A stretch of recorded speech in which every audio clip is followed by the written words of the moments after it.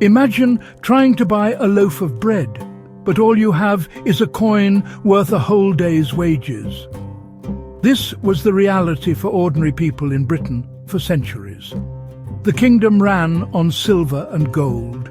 The smallest official coin was a silver penny, a beautiful and valuable piece of money. But for everyday folk, it was simply too much for small purchases. A labourer might earn just a few pennies for an entire day's hard work, so buying a pint of ale or a bit of cheese was incredibly difficult. This created a huge problem for the growing towns and cities where people needed to trade for their daily needs. The grand, shiny coins of the rich were practically useless for the poor. To get around this problem, people became very creative. One clever solution was to literally cut the silver pennies into halves or even quarters.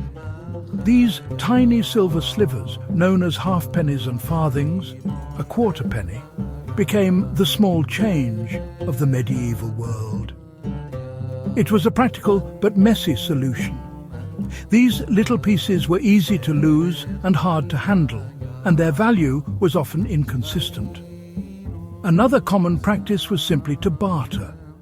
You might trade a few eggs for some milk, or offer your skills as a carpenter in exchange for a new pair of shoes.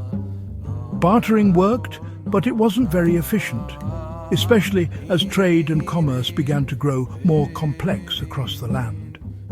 As towns bustled and markets thrived in the Tudor and Stuart periods, the need for something better became urgent.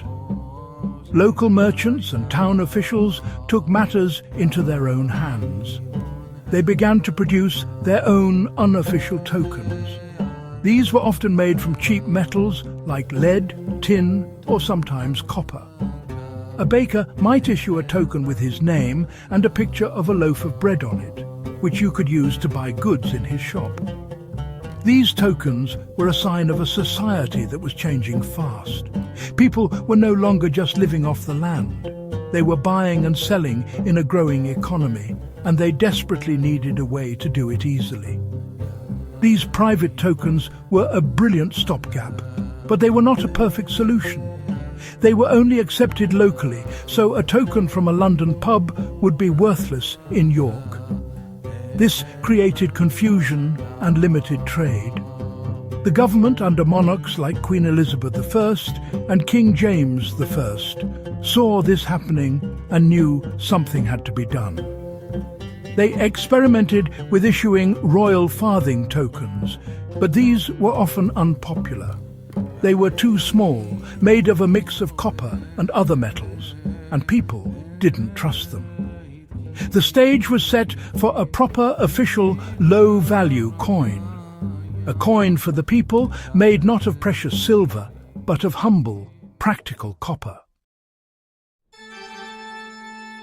After years of civil war and political upheaval, King Charles II was restored to the throne in 1660.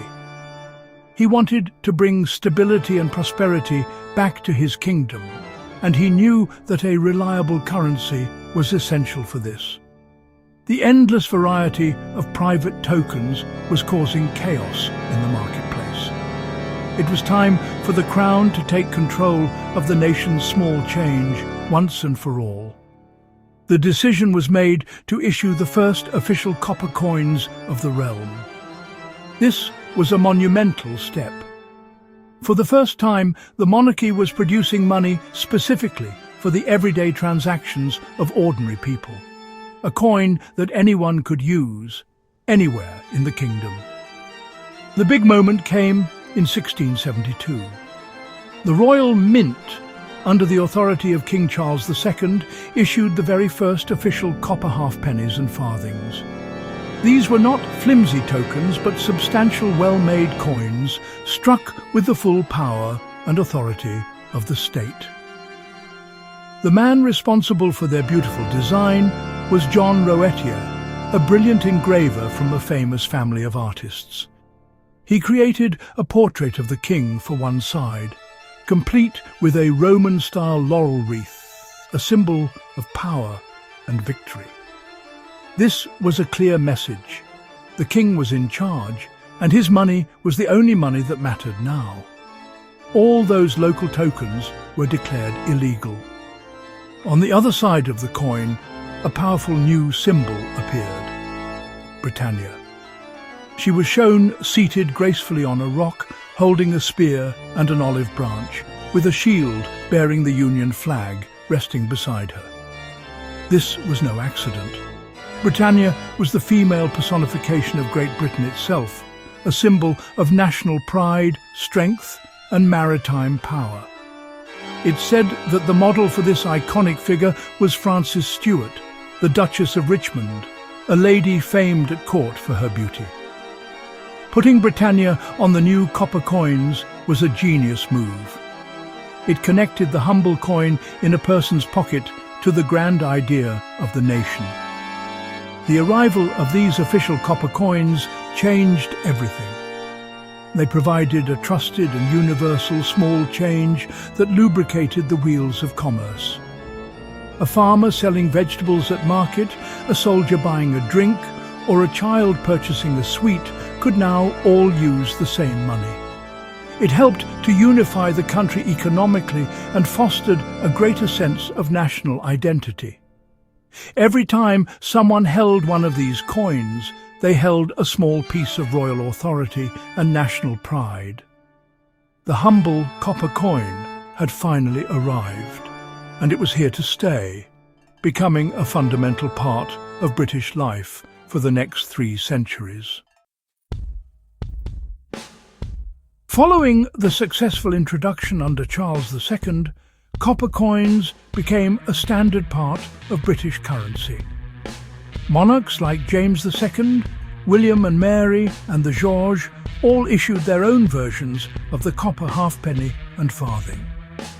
However, the system was far from perfect. The Royal Mint often struggled to produce enough coins to meet the demands of a growing population and an expanding empire. This led to frequent shortages, which created a familiar problem. When official coins were scarce, counterfeiters and private token makers jumped back into action, flooding the country with fake and unofficial money once again by the late 18th century.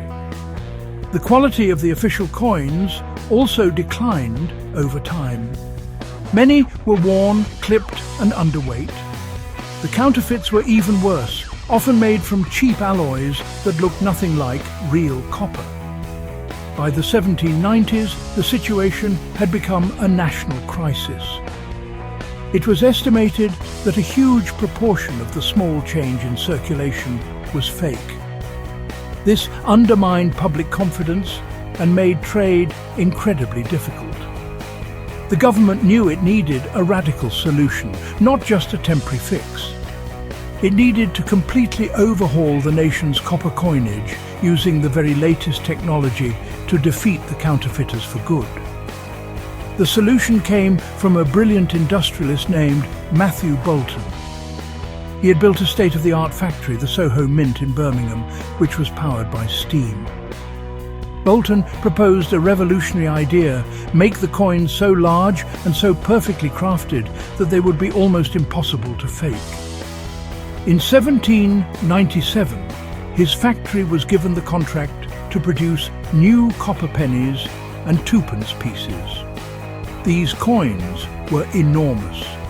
The penny contained exactly 1 ounce of pure copper, and the twopence piece a whopping 2 ounces. Their huge size and weight quickly earned them the nickname Cartwheels. These Cartwheel coins were a marvel of the industrial age.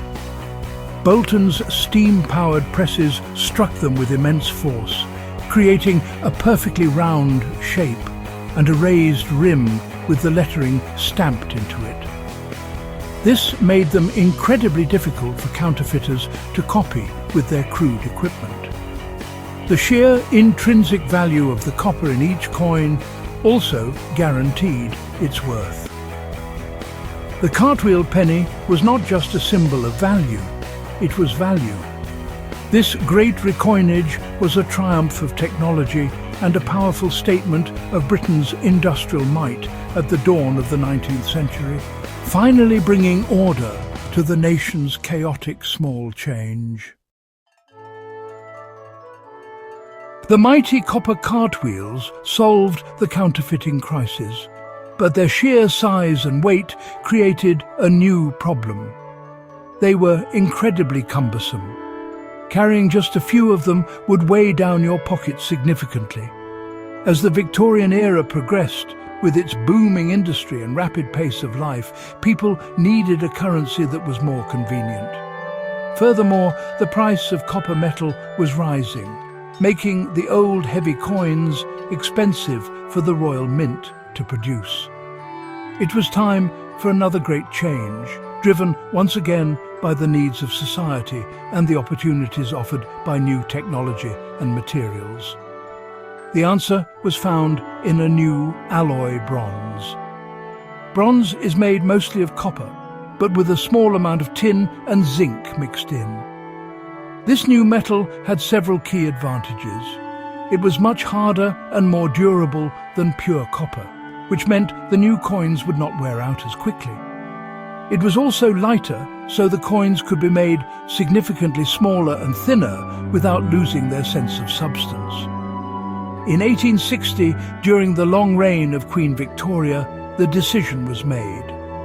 The old, heavy copper coinage was to be withdrawn and replaced entirely by a new, lighter and more modern bronze currency. The new bronze pennies, halfpennies and farthings were an immediate success. They were elegant and practical. The penny was now about half the weight of its copper predecessor, making it far easier to carry and use. The coins featured a beautiful new portrait of a younger Queen Victoria, known as the bun-head portrait because of her hairstyle. On the reverse, the familiar figure of Britannia was updated. She now held a trident instead of a spear, a powerful symbol of Britain's naval supremacy, and a lighthouse was added to the background, reinforcing the theme of Britain as a great maritime nation guiding the world. This transition from copper to bronze marked a significant moment in the story of British money. It reflected the confidence and technological prowess of the Victorian age. The new bronze coins were not just pieces of metal. They were symbols of a modern, efficient and powerful empire. They were so well designed and popular that their basic size and weight would remain the standard for over 100 years. The Bronze Age of British coinage had begun, and it would see the country through the immense social and political changes of the late 19th and early 20th centuries. The bronze penny, introduced in 1860, served Britain for over a century, a silent witness to history.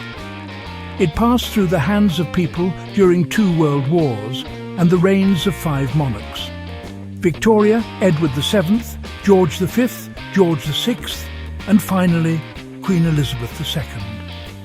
Each monarch's reign brought a new portrait to the front of the coin, but the classic design of Britannia on the back remained a constant, comforting symbol of national identity. These coins were an integral part of the old and confusing currency system of pounds, shillings and pence, what we called SD. A system with 12 pennies to a shilling and 20 shillings to a pound, which had roots stretching back to Roman times. However, by the 1960s, the world was changing. International trade and travel were becoming more common, and Britain's ancient currency system was seen as complicated and old-fashioned. Most of the world used a decimal system based on units of 10 and 100, which was far simpler to calculate. The government decided that Britain too must modernise. On the 15th of February 1971, a day that became known as Decimal Day, the country switched its currency. The pound was retained, but it was now divided into 100 new pence. This was the end of an era. The old large bronze pennies, with their beloved Britannia, were withdrawn from circulation. A whole new set of coins was introduced to match the new system. The new decimal penny, or 1p, was a small, light bronze coin, completely different in size and feel from its predecessor. It featured a new modern portrait of Queen Elizabeth II on the front. On the back, instead of Britannia, it had a crown portcullis with chains, a symbol of Parliament. This change was huge for people at the time. An entire nation had to get used to new money, new prices, and a new way of counting. The new penny was a symbol of this fresh start, a coin for a modern, forward-looking Britain entering a new relationship with Europe and the world. The story doesn't end there. By the 1990s, the price of copper and other metals had risen so much that the bronze in a 1p or 2p coin was actually worth more than the face value of the coin itself. To save money, the Royal Mint made another change. Starting in 1992, the copper coins were no longer made of bronze. Instead, they were made from steel, with just a very thin coating of copper electroplated onto the surface. This is why today's pennies are magnetic, while older bronze ones are not. So, while the coin in your pocket today still has that familiar copper colour, it has a heart of steel, a final pragmatic chapter in the epic journey of Britain's humblest coin.